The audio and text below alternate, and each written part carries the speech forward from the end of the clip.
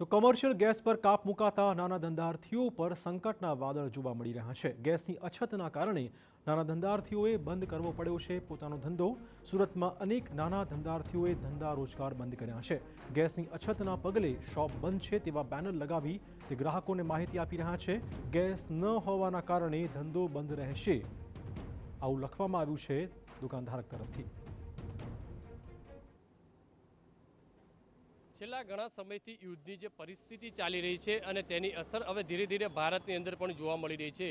છેલ્લા 2-3 દિવસથી જે રીતે એક મુદ્દો જે સામે આવી રહ્યો છે કે ગેસની બોટલો છે તે નથી મળી રહી, કોમર્શિયલ ખાસ કરીને તે બંધ કરી દેવામાં આવી છે અને તેના કારણે નાના મોટા જે રોજગાર છે, જે રેસ્ટોરન્ટ છે તે બંધ થવા માંડ્યું છે। અત્યારે સુરતની વાત કરીએ તો સુરતના પીપલોદ વિસ્તારની અંદર આજે ઇડલીની જે દુકાન હતી તે બંધ કરવાનો વારો આવ્યો છે, કારણ કે જે ગેસની કોમર્શિયલ જે બોટલો ન મળવાના કારણે અત્યારે જે દુકાનદારો છે અત્યારે જોઈ શકાય દ્રશ્યોની અંદર કે જે બોર્ડ જે બેનરો છે તે લગાવી રહ્યા છે, કારણ કે જે સિટી લાઇટ શોપ ક્લોઝ, કારણ કે જે એલપીજી ગેસ જે સિલિન્ડર જે છે તે શોર્ટેજ હોવાના કારણે તે બોર્ડ પણ મારવામાં આવી રહ્યું છે, કારણ કે જે રીતે તેમનો હવે ધીરે ધીરે જે અલગ અલગ જે વ્યવસાયો છે તે બંધ થવાના આરે જોવા મળી રહ્યા છે।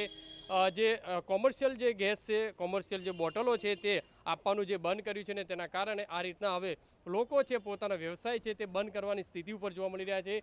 જોઈ શકાય છે કે due to LPG gas cylinder shortage, એટલે કે જે ગેસની અછત હોવાના કારણે આ જે દુકાન છે તે હાલ પૂરતી બંધ કરવામાં આવી રહી છે। આવી અનેક દુકાનો છે તે બંધ થવાની સ્થિતિ જોવા મળી રહી છે। અહીંયા જે દુકાનદાર છે તેમની સાથે વાત કરીશું, કઈ રીતની પરિસ્થિતિ છે, કેમ આ બંધ करना पड़े, बैनरों केम लगावा पड़े? एलपीजी शॉर्टेज का ही प्रॉब्लम आ रहा है। हम लोग फ़ोन कर रहे हैं लेकिन अभी वो रिप्लाई आना भी बंद हो गया है। जब तक आगे से बॉटल नहीं आएगा तब तक आपको माल नहीं मिलेगा। ऐसा कितनी दिक्कत रहती है, किस तरीके से माहौल अभी? बहुत आती है हमारा, क्योंकि हम सुबह उठते 3 बजे, सबसे पहले सांभर बनता है तो तुवेर दाल चढ़ाना पड़ता है, उसके लिए गैस लगता है, पकाने के लिए गैस लगता है, सब चीज़ के लिए गैस ही बेस होता है, तो गैस बहुत इंपॉर्टेंट रहता है। अब रॉ मटेरियल सब दुकान में भी पड़ा है, उसका भी है, सब्जी है, सब रॉ मटेरियल भी पड़ा है तो भी उसका कॉस्टिंग है। अभी हमारे कारीगर भी है, 10 से 12 लोग हमारे यहाँ पे काम करते हैं, उनकी फैमिली को सब को देखना पड़ता है, उनका रहना खाना सब हम ही करते हैं तो वो सब भी देखना पड़ता है। दुकान का रेंट है उसका भी है, सब कुछ, तो थोड़ा सा तकलीफ में है शेड्यूल। क्या लगता है कितने दिन तक ऐसी परिस्थिति रहेगी और कितना नुकसान हो सकता है?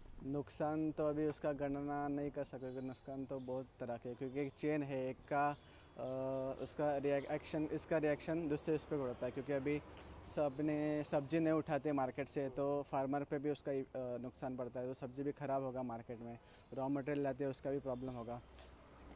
आपकी तरह से कितनी रेस्टोरेंट ऐसी छोटी छोटी जो दुकानों चल रही है उससे इफेक्ट हो गई, कितनी बंद हो रही है? बहुत बहुत बहुत अरे छोटे छोटे तो जो व्यावसायिक है उनका तो बहुत ज़्यादा नुकसान है, जो डेली लाते हैं डेली, और जो डेली वेबर है जो मतलब दिन का दिहाड़ी कमाते हैं उनका तो और ज़्यादा परेशानी है, उनका तो कोई ऑप्शन ही नहीं है। જે રીતે જોઈ શકાય છે કે જે બોર્ડ છે તે હવે લોકો લગાવવા માંડી રહ્યા છે, કારણ કે પોતાની રેસ્ટોરન્ટ છે, દુકાન છે તેની બહાર સિલિન્ડર ન મળવાના કારણે આ રીતની પરિસ્થિતિ છે તે ક્યાંક ઊભી થઈ છે। ત્યારે જોવાનું રહ્યું કે રેસિડન્સ જે કહી શકાય છે આ જે કોમર્શિયલ જે ગેસ છે હવે ક્યારે મળશે પૂરતા પ્રમાણમાં, તે પણ એક આશા વ્યક્ત કરી રહ્યા છે લોકો, કારણ કે પોતાના હવે ધીરે ધીરે નાના મોટા રોજગારો છે તે બંધ થવાની સ્થિતિએ પહોંચ્યા છે।